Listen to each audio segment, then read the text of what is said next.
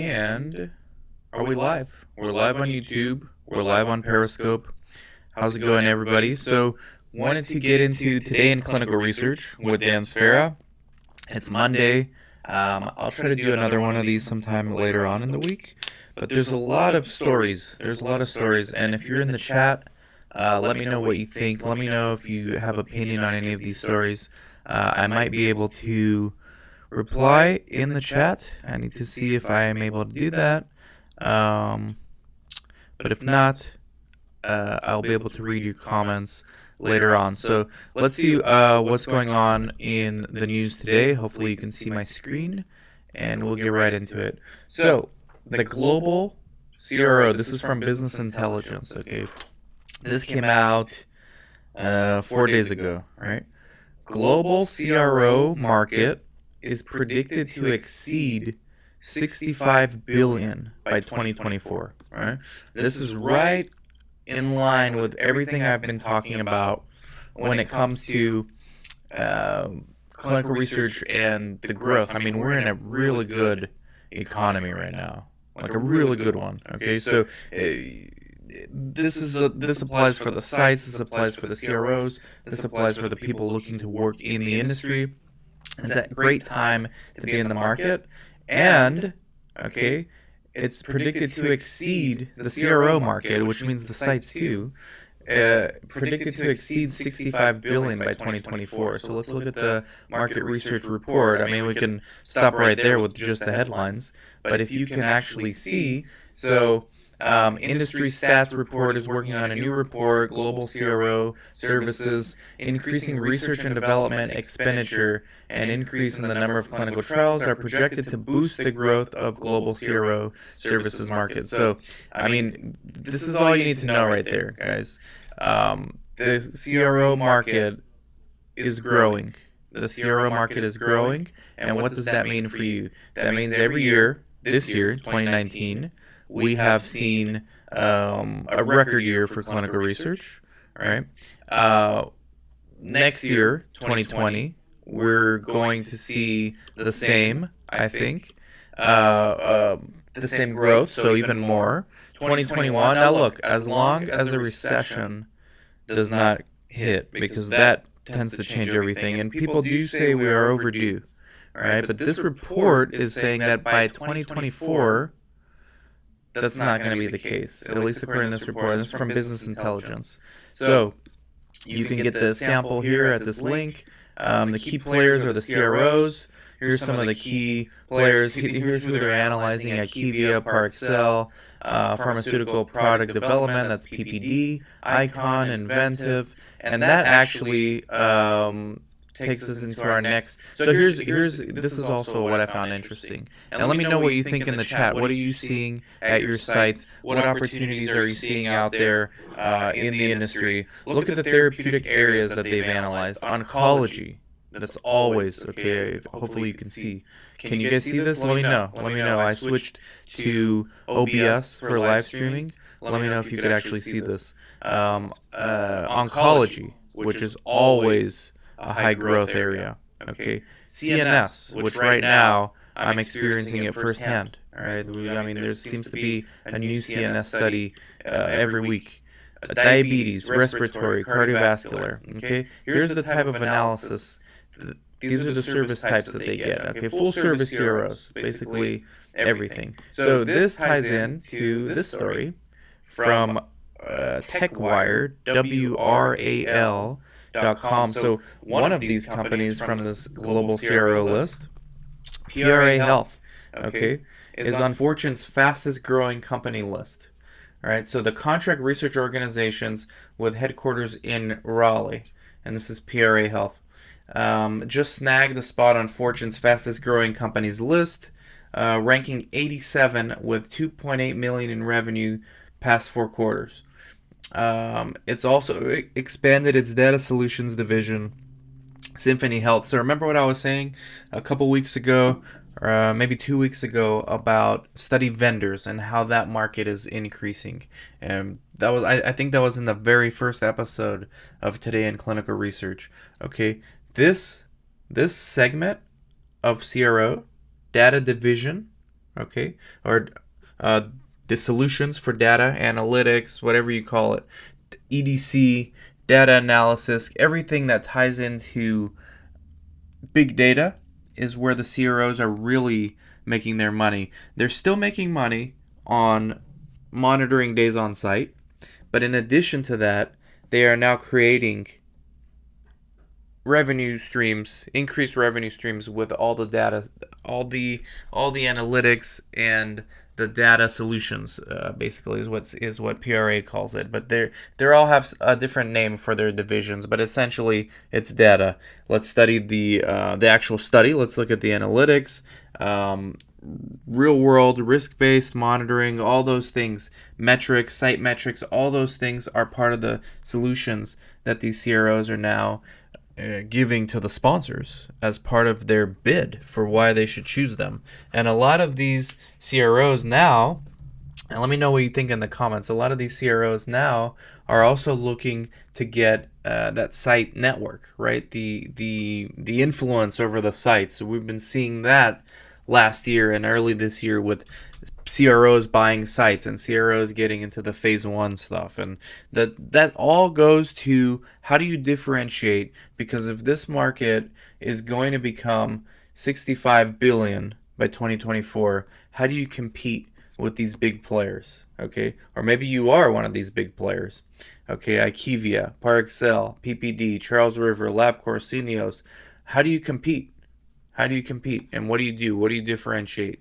Because that's at the end of the day, okay, remember the CROs are not the ones screening the patients. The CROs are not the ones seeing the patients in the site. The CROs are not even the ones recruiting the patients. They're just monitoring the studies to see whether the sites are being compliant with the protocol, and they're just monitoring the studies to see if the sites are respecting GCP, and that's it. And then they solve problems for the sponsors. So at the end of the day, what the sponsors are paying for when they do clinical trials is the data. And the CROs just they can't really influence that data. It's just a matter of how do they present the data? How do they forecast better? How do they prevent disasters from happening? All right, how do they prevent sponsors from spending too much? Which is a whole nother topic in and of itself. So PRA, no surprise, it's on the fastest growing, where is it? Fortune's fastest growing company list, ranking number 87, right? 2.8 million in revenue past 4 quarters. It doesn't sound like a lot, so I don't know what's going on here. Let's look at the fastest growing companies list and see what we see. Let me know if it's blurry. Can you read this? Can you see the screen properly? Let me know. Okay. Top 10. Momo. Let's see. Biggest revenue. Let's see which one's number one. Because that can't be right. 2.8 million in revenue in the last, even in the last quarter, would not be. Yeah, that wouldn't be. Well, anyways, I won't look for it, but it's not 2.4 million. Okay, that's small. That's like what a big site can do. Okay, this is interesting here. Yahoo Finance. I used to read Yahoo Finance all the time. Okay, the global contract manufacturing market size is expected to reach 281 billion.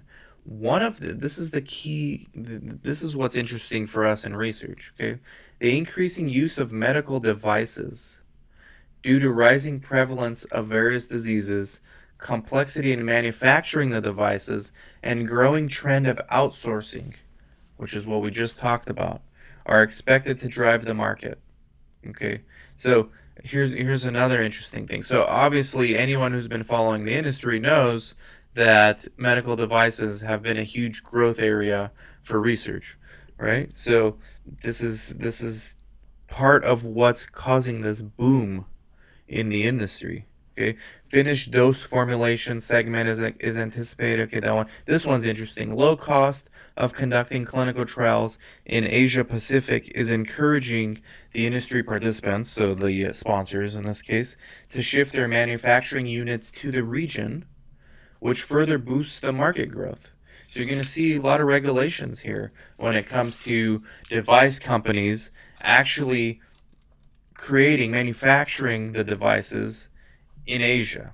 Okay, the major companies in the contract manufacturing market focus on outsourcing production capabilities to strengthen their presence in the market and expand their product portfolio. So they may be manufacturing their products at a lower cost in Asia Pacific, but for the FDA to approve that the device for use in the United States, you got to do the studies in the United States.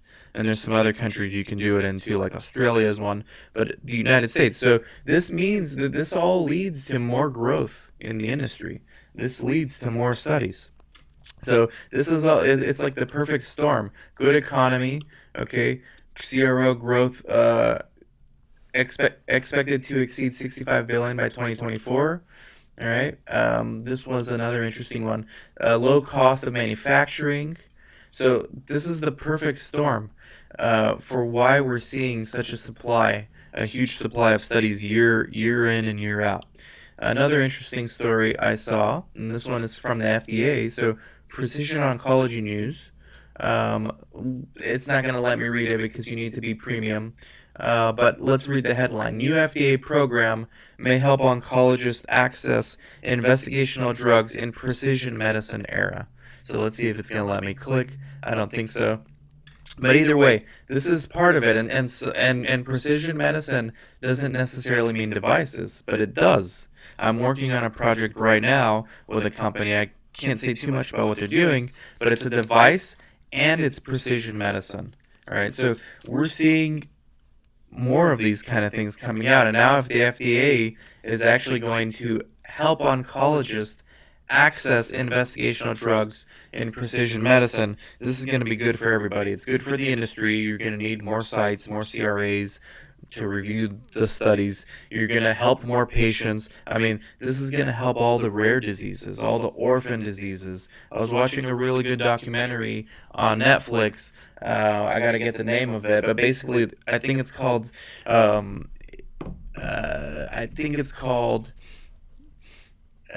Diagnosis, I think it's called. So anyways, there's this doctor, this physician, who's kind of the host of the show, and I recommend everyone go watch it. It's called Diagnosis on Netflix. They find people with rare disease or like weird condition, and then they'll outsource it to the community. And they have doctors from all over the world, PhD scientists from all over the world, other patients. Remember, patient centricity is like a huge thing in the industry. Well, this is an example of how it's actually helping people. And they use the knowledge of the crowd to come up with a diagnosis.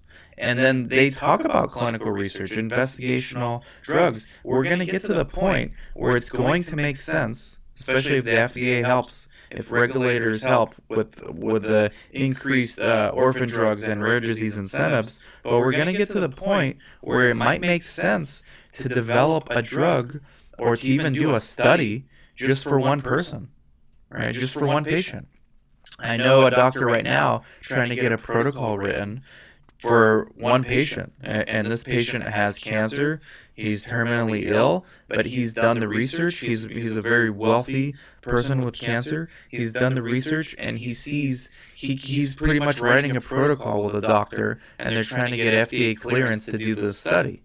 All right, so precision medicine, we're entering that stage, and that's going to increase the amount of studies we can do. Same with virtual trials. So I see, as long as there's not a recession, which is always going to slow things down no matter what industry you're in, this increasing and market share, these kind of trends continuing. All right, now you can't expect it to go up forever, but at this rate, provided that there's no recession, that's going to continue, in my opinion.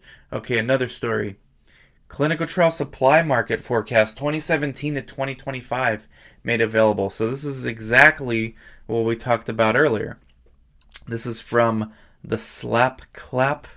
I don't even know what that is, but global clinical trial supply market. Okay, a safe clinical trial presupposes a robust supply chain management of study drugs consistent with various regional and global regulations and available infrastructures. Clinical trial supplies management. So This is another vendor. Okay, this is the supplies for research studies. It looks like it's going to increase. Sponsors and CROs partaking in drug discovery initiatives have realized the role of clinical trial logistics and end-to-end solutions for respecting the desired study timelines. I actually met a lot of these vendors at DIA this year. Stringent handling requirements pertaining to the handling requirements such as good manufacturing practices are essential for the manufacture, storage, and distribution of investigational medicines. So clinical trials, then it explains what clinical trials are. Complex activities that require synchronization of several different functions and processes. All right, so there was a report a couple years ago. For every clinical trial, there's about 11 vendors on average that work in coordination. They're supposed to work in coordination with the sites, with the CROs, with the sponsors to optimize these things. Supplies, okay, patient enrollment, project management, clinical packaging, randomization generation, labeling, supply chain logistics, blinding, distribution, drug accountability, and then you can get into other things like patient-reported outcomes, ECOA, all right, clinical outcomes assessments. These are things, and then virtual trial. This is not even including the next wave of things, which this report probably just barely focuses on, which is the virtual trials, the whole digital movement of clinical trials, virtual trials, and having big data and all that stuff. These are now we're adding more vendors to the process. So this is a good time for everybody in the industry, including patients. Here's another example, okay? This is from Island Daily Tribune. I don't know where that's from Canada, looks like. Clinical trial market experience a positive growth. So a new business intelligence report has the abilities to the most significant market worldwide as it remained playing a remarkable role in establishing progressive impacts on the universal economy. So they did a study, and some of the major players, again, these are some of the big vendors in the space. Here we see PPD again, par excel. The global clinical trials market is expected to reach 1.76 billion by 2025. Okay, up from 1.04 billion in 2017.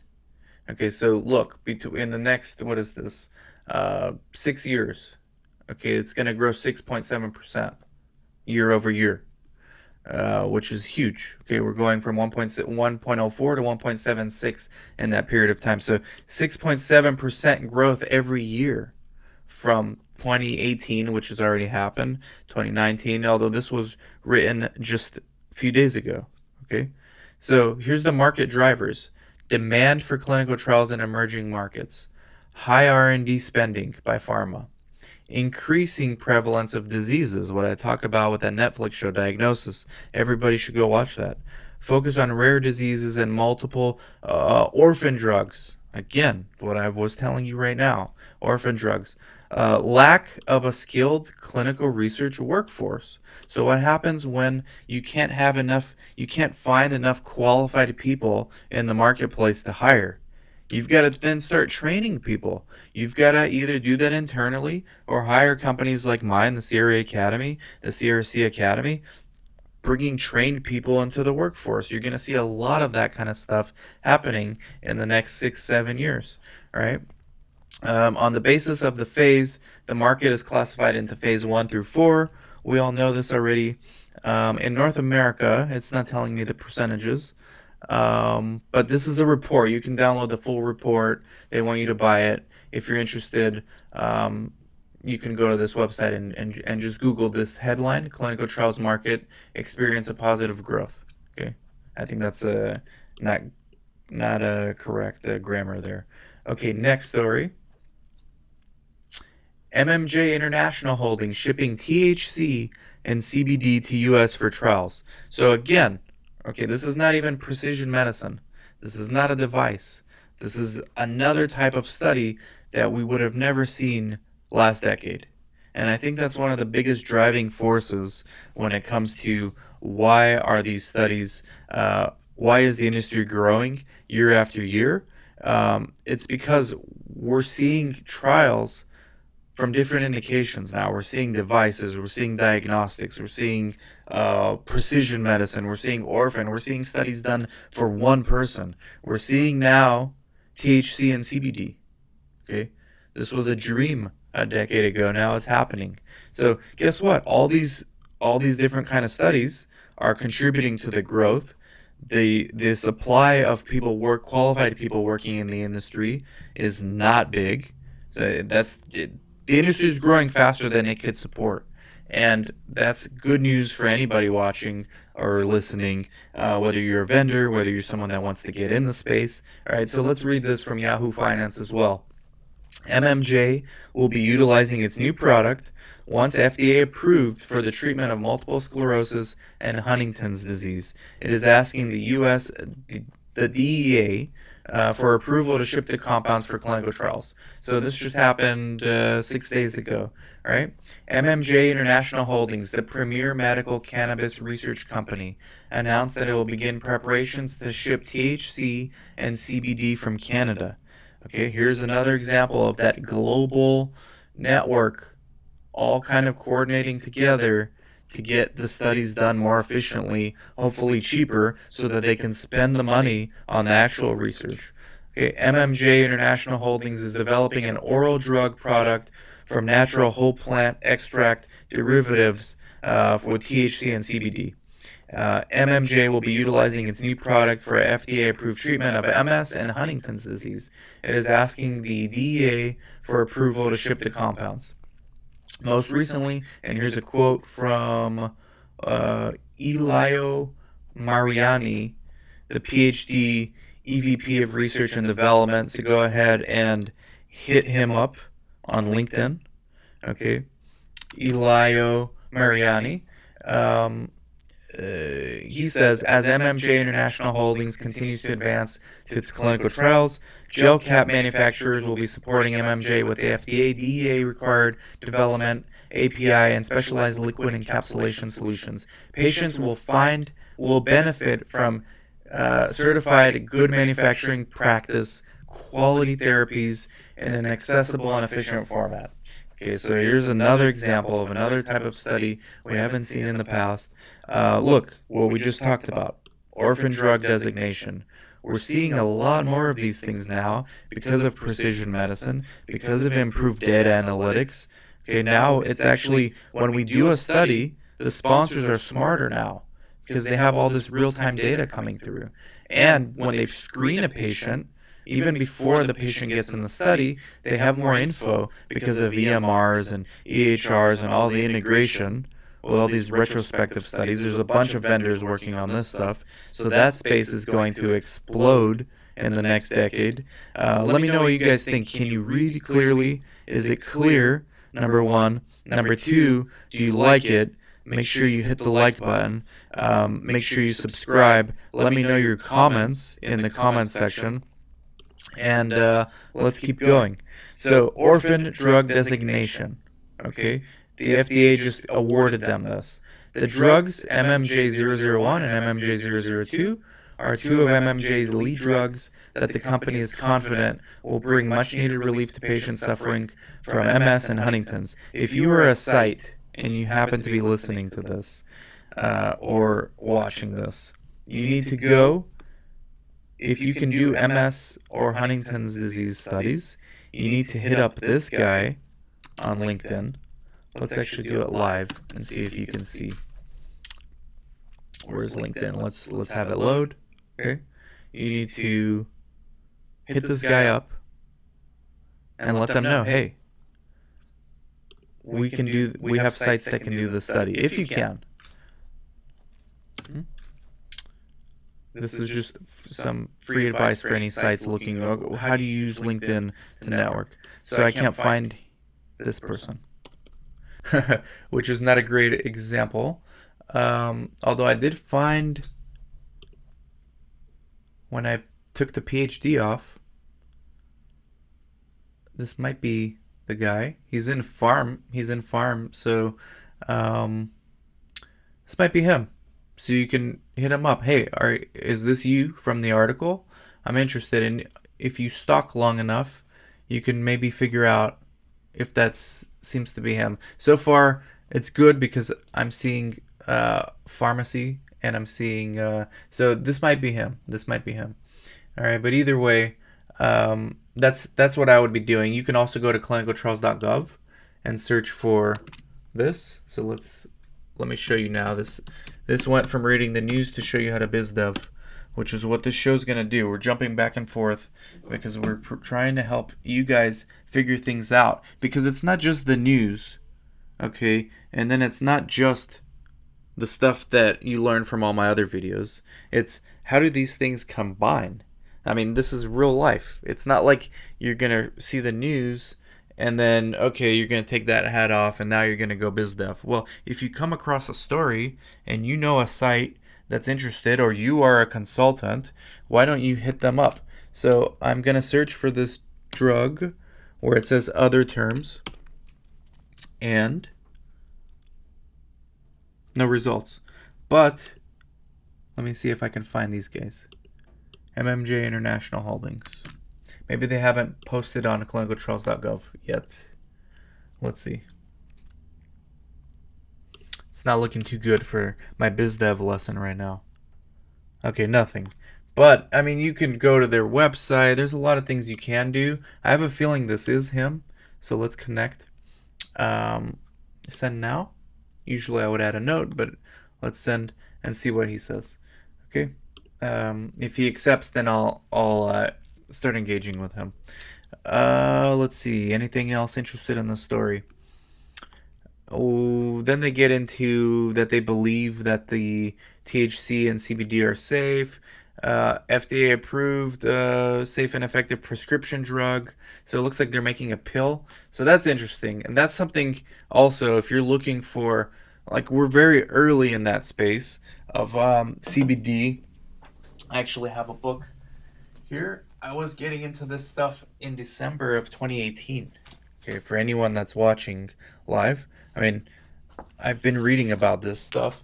I think we're a little early with the CBD and THC research. I think we're a bit early, but I think that maybe when this trend starts to slow down by 2025, 2024, with all these studies coming out there, I think that the next wave is going to be CBD and THC.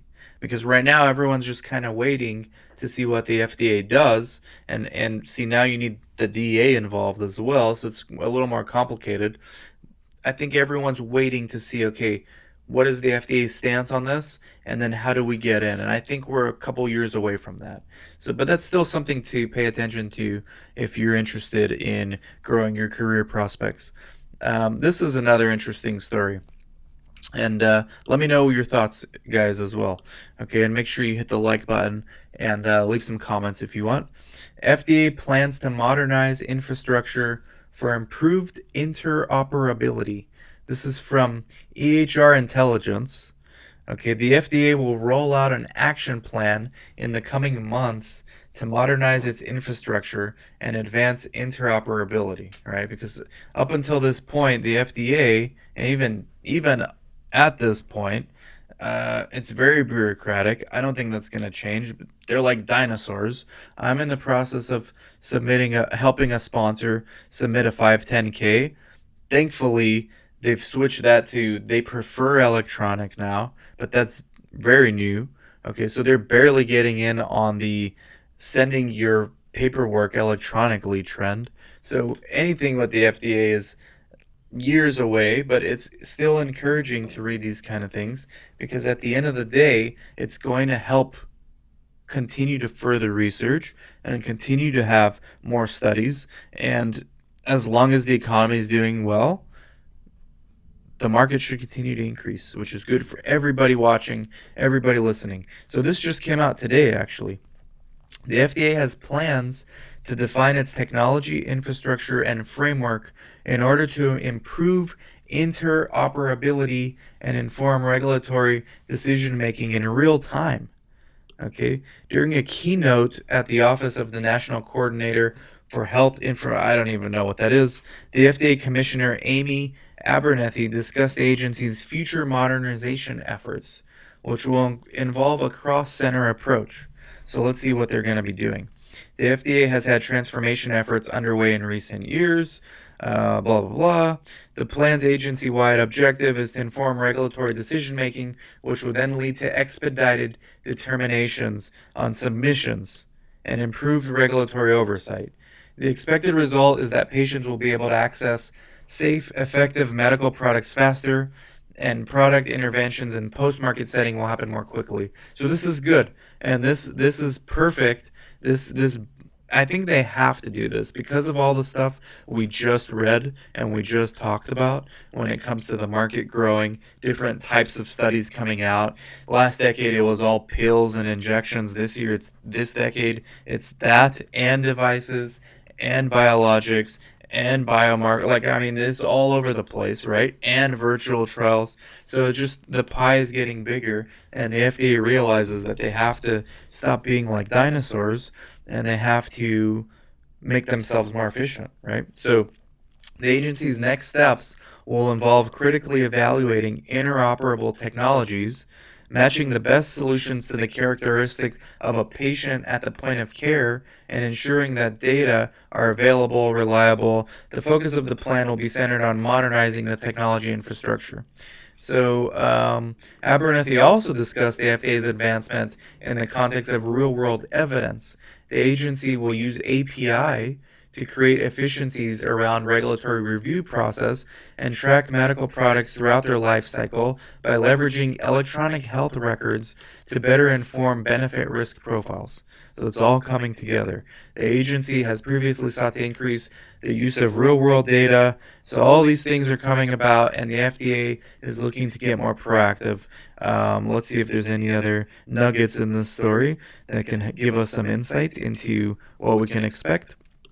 I'm sure we're going to see more stories like this over the next months and years. She discussed the potential for a plan she called the life of a data element, in which the FDA will chart a path to help identify areas where the agency should provide guidance to sponsors and EHR vendors. So this sounds like they're going to look for ways to even create even more opportunities for sponsors and EHR vendors. So it's all good stuff, all very bullish. I mean, it's a good time to be alive. It's a good time to be in clinical research. Let's see what's this story. We have a few more, but I don't think we're going to get to all of them because I'm losing my voice. So we're going to save some of these for next time because the theme of this episode is growth and market share. So I'm going to keep it that theme. Clinical trial. So this will be the last story. Clinical trial management software, another vendor, CTMS system, expecting huge growth during 2019 through 2026. All right. I know it sounds like I just cherry picked these kind of stories. I didn't. I had other stories too, but it's just so many of the stories were about market growth that let's keep this particular episode of Today in Clinical Research consistent and stick to that. Let me know what you guys think. Are you guys excited about this, or what are you thinking right now? Let me know.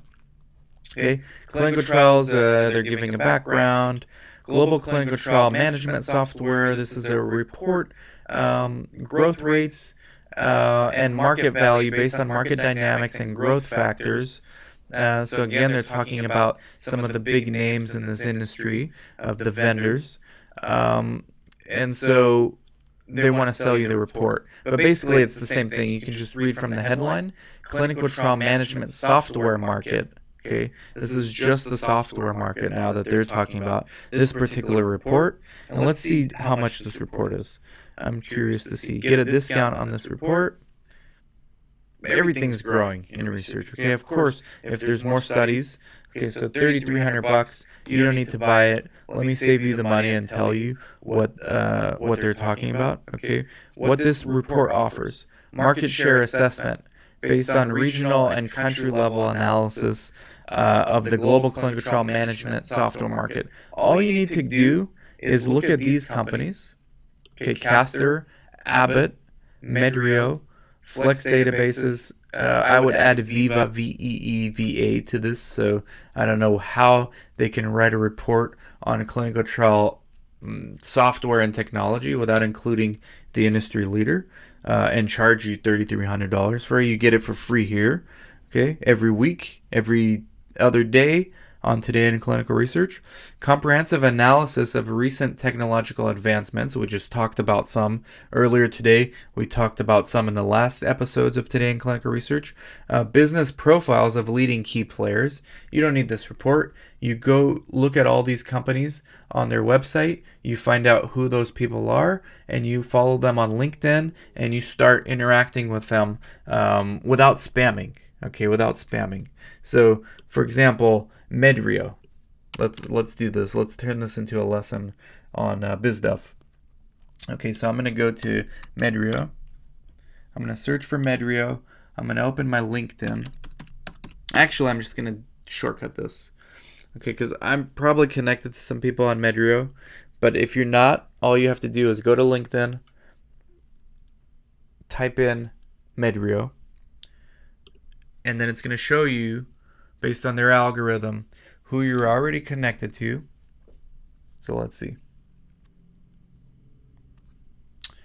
It's showing me who I'm already connected to. And if, let's say if I wasn't connected to anybody, who I'm connected to that's a connection of that person. So you can then ask for an introduction. But basically, if I wanted to look at, like if I was curious about what is this report charging for? Business profile, or comprehensive analysis of recent technological advancements, I can just ask him. Okay, look, Nick, I don't know him. Let me message him. Hi, Nick. What are some new technologies? I type really slow, guys. You can probably do it better than me. What are some new technologies that Medrio is working on in the clinical research space? Might be a dumb question. I mean, if I actually was curious about something, I would ask something a little more specific, but this is just to get a dialogue going. So you don't need this report for $3,300. You can do your own report for yourself and figure things out. Strategic recommendations for the new entrants. Okay, I mean, whose opinion, who is this person to tell you what recommendations? If you're a new vendor that wants to compete with Medrio or Viva, like, who am I to tell you what you should do? Like, I mean, you need to figure this out. You need to do your own market intel. You need to go to DIA. You need to go to Bio. You need to go to all these conferences, and you need to go listen to the keynotes and listen to the panels and see what's coming. Virtual trials. I'm gonna give you a hint, save you $3,300. Virtual trials, okay, site networks, data analytics. Those are what's important. Patient recruitment is always an issue. So how can you solve those problems? Study startup. Okay, the issue is more studies, same amount of sites, same amount of people monitoring, same amount of people coordinating. How does technology make this all better? That's your strategic recommendation. That's my strategic recommendations for you. Let me know what you think right now. Give a thumbs up if you're watching live. And market share analysis, strategic planning. So this is how you do these things, right? So anyways, a lot of growth in the industry. We're going to keep doing today in clinical research. And let me know what you think in the comments. And as always, thank you very much for watching, listening, and we'll catch y'all later.